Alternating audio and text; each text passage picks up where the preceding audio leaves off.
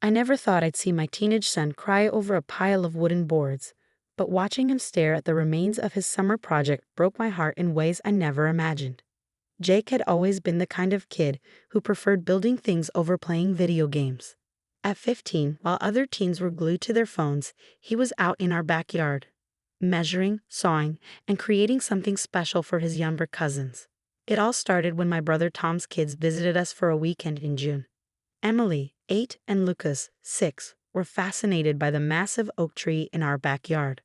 "I wish we had a treehouse," Emily said wistfully, her small hand resting on the rough bark.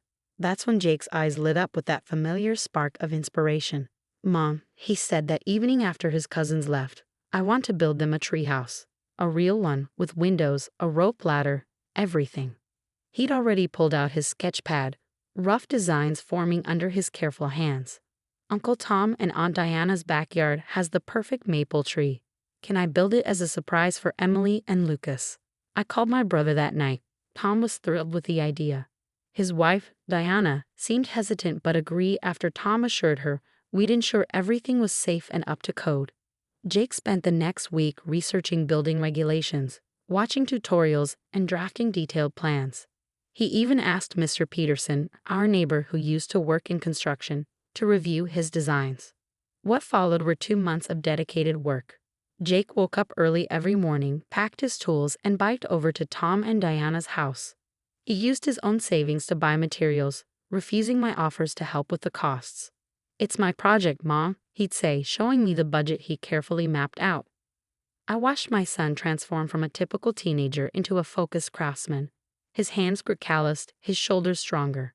He learned about wood treatment, weight distribution, and weatherproofing. The treehouse slowly took shape, a sturdy 8x8 platform with real windows, a slanted roof for rain runoff, and safety rails all around. Emily and Lucas were away at summer camp, making it the perfect time for the surprise.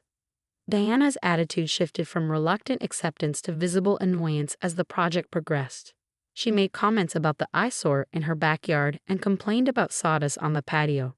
Tom always defended Jake's work, praising his nephew's dedication and skill. "He's doing an amazing job," Tom told her one evening, not knowing I was within earshot. "The kids are going to love it." "It's bringing down our property value," Diana snapped back. "And what about our neighbors?" The Johnsons already asked what that monstrosity was. The monstrosity was actually a beautifully crafted treehouse that looked like it belonged in a magazine. Jake even added thoughtful touches, a pulley system for snacks, built-in shelves for books, and a small solar-powered light for reading. He painted it to match Tom and Diana's house, making it look like a natural extension. The weekend before Emily and Lucas were due home, Jake spent extra hours adding finishing touches.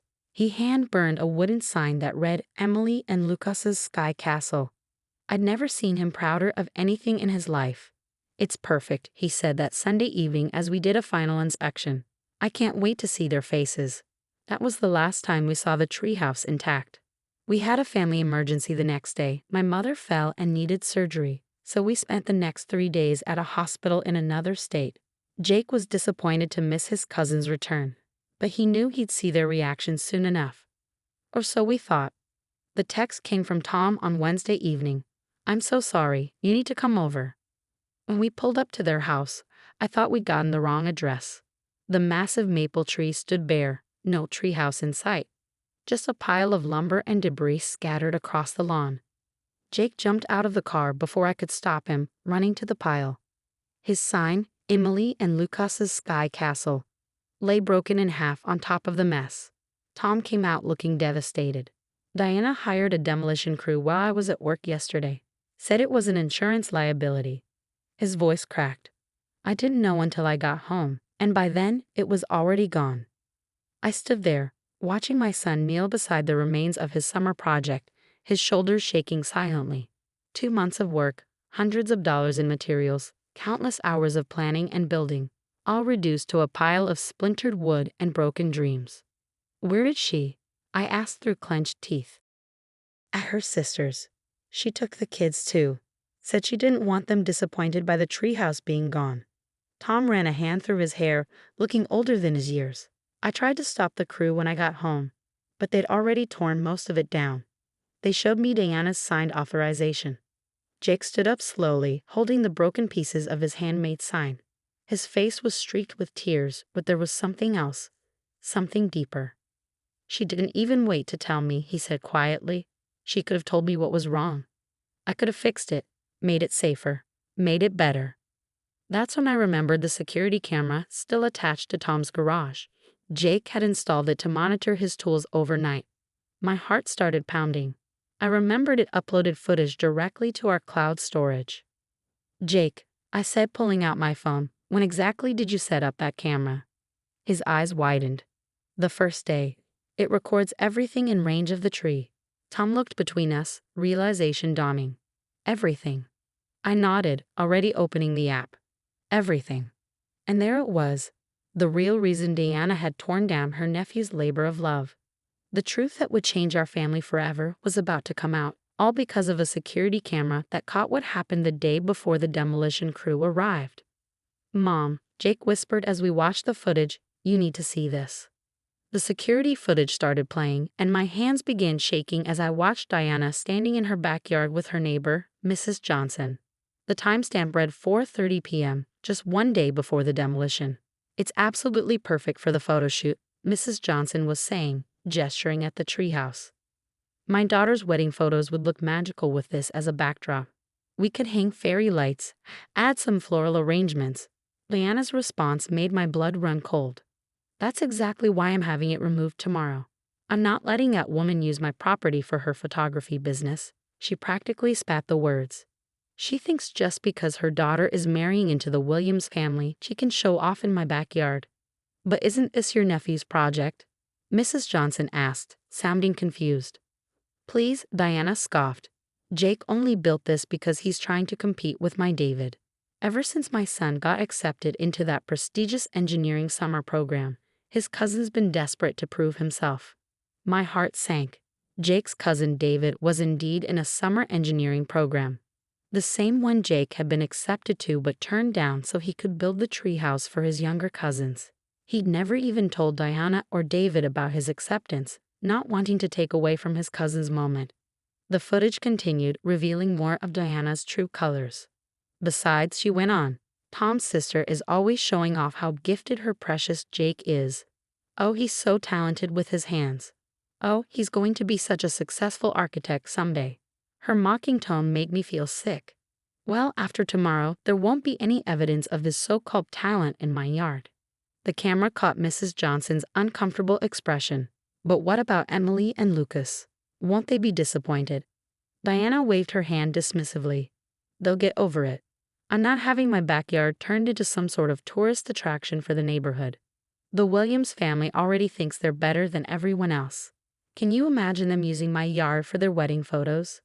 The footage continued for another few minutes, showing Diana making calls to arrange the demolition crew, specifically requesting they come while Tom was at work.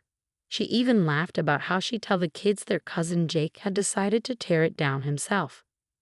I stopped the video, feeling physically ill. Next to me, Jake stood perfectly still, his face unreadable. Tom had gone pale, his hands clenched into fists.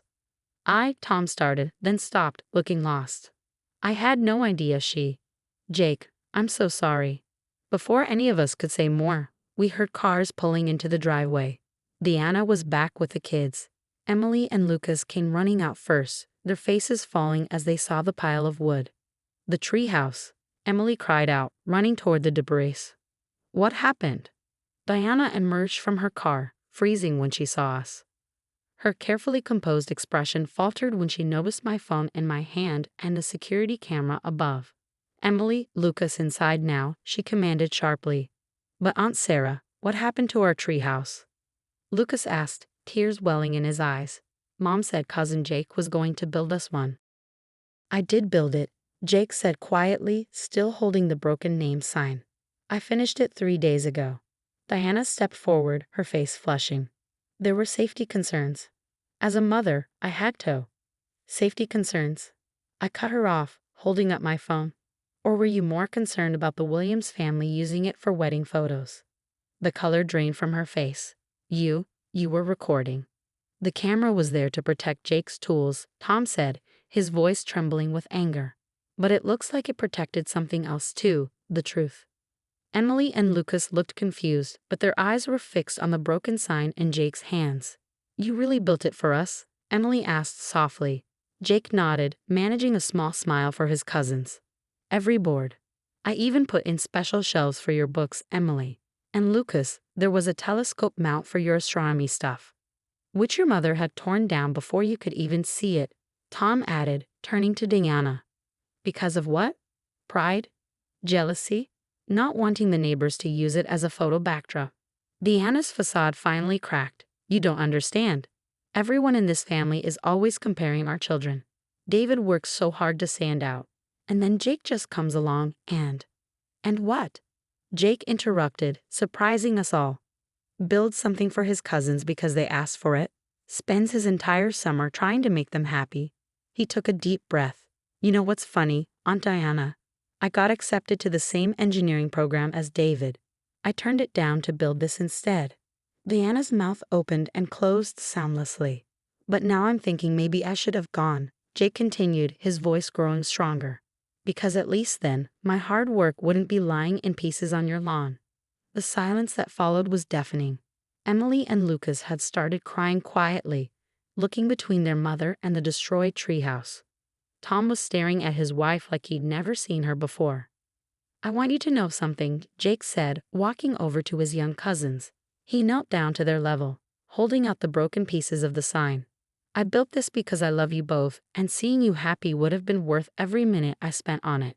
Sometimes people break things because they're scared or angry, but that doesn't erase the love that went into making them. Emily threw her arms around Jake's neck, sobbing. Lucas joined the hug, clutching the broken sign pieces. Tom cleared his throat. Diana, I think you should go stay at your sister's for a while. I need time to think about this. Tom, you can't be serious. I am. His voice was firm. You destroyed something our nephew made for our children, lied about it, and planned to blame him for it. All because of, what? Social status? Neighborhood gossip? This isn't the woman I married. As Diana stood there, watching her carefully constructed world crumble around her, I noticed movement across the street. Mrs. Johnson was on her porch, watching the scene unfold with a phone in her hand. Sometimes karma works in mysterious ways. Other times, it's captured perfectly on a security camera, revealing truths that change families forever. The aftermath of that day rippled through our family like aftershocks from an earthquake. Diana's carefully crafted image of the perfect suburban mother crumbled faster than the treehouse she destroyed. Within hours, Mrs. Johnson had shared the story with her daughter, who happened to be the editor of the local community newsletter. By evening, everyone knew how Diana Matthews had demolished her nephew's heartfelt project out of pure spite. But sometimes destruction leads to unexpected reconstruction. 3 days after the incident, David, Jake's cousin, showed up at our door. He looked uncomfortable, shifting from foot to foot on our porch. Is Jake home? He asked, avoiding my eyes. I wanted to talk to him. Jake appeared behind me, surprise evident on his face. The cousins hadn't spoken since the incident, though they'd always been close growing up. Can we talk outside? David asked. Jake nodded, following him to our backyard. From the kitchen window, I watched them sit on the old garden bench. David spoke first, gesturing animatedly, his face showing a mix of shame and earnestness. Later, Jake told me what was said. I had no idea you got into the engineering program too, David had admitted. Mom always made it seem like I was the academic one and you were just good with your hands. But looking at the photos of that treehouse, Jake, that was real engineering. That was art.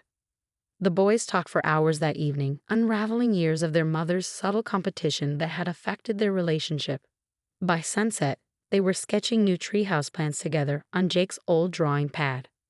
Meanwhile, Emily and Lucas refused to speak to their mother. They'd moved temporarily into Tom's home office, converting it into a makeshift bedroom, unwilling to stay at their aunt's house with Diana. Every evening, they would ask Jake to tell them about the features he'd included in their destroyed treehouse. There was a secret compartment in the floor for your rock collection, Lucas, he'd tell them over video chat. And Emily, I installed the tiny bookshelf that looked like it was growing out of the tree trunk. Their eyes would light up with each detail, then dim as they remembered they'd never see it. But children have a way of turning pain into possibility. Could we build another one? Emily asked during one call. All of us together. That simple question sparked something unexpected. Tom called the next day. I bought the materials, he said. Everything Jake used, plus extra. The kids want to help rebuild it, and well, I think we all need this. And so, 3 weeks after the destruction, our family gathered in Tom's backyard, minus Diana, to rebuild. David brought his engineering program friends, Mrs. Johnson's daughter, the one getting married, brought her fiancé and his construction-savvy father. Even Mr. Peterson from next door came to help. Jake led the project, teaching everyone as they worked. Emily learned to measure twice and cut once. Lucas discovered he had a talent for design, suggesting improvements to the original plan. David applied his engineering knowledge to make the structure even stronger. Tom worked tirelessly alongside them, as if every nail he hammered was an attempt to rebuild not just the treehouse, but his family's trust. Sometimes I'd catch him staring at his phone, looking at messages from Diana that he wasn't ready to answer. The new treehouse took shape over 2 weekends. It was different from the original, larger, with more windows and a wraparound deck. Every person who helped added their own touch. Mrs. Johnson's future son-in-law installed solar-powered fairy lights. David designed a pulley system to lift a small picnic basket. Mr. Peterson added intricate wooden railings with carved leaves. The day we finished, Jake unveiled a new sign. This one read, "The Family Treehouse, built with love by many hands." Diana showed up just as we were celebrating with lemonade and cookies in the backyard. She stood at the gate, staring at the new structure with tears in her eyes. Emily and Lucas saw her but didn't run to her like they used to. Instead, they looked at their father. Tom walked over to his wife, speaking quietly. We couldn't hear the words, but we saw Diana nod repeatedly, wiping her eyes. She's been in therapy, David told Jake later. Dad made it a condition for them to try working things out. She's trying to understand why she did what she did.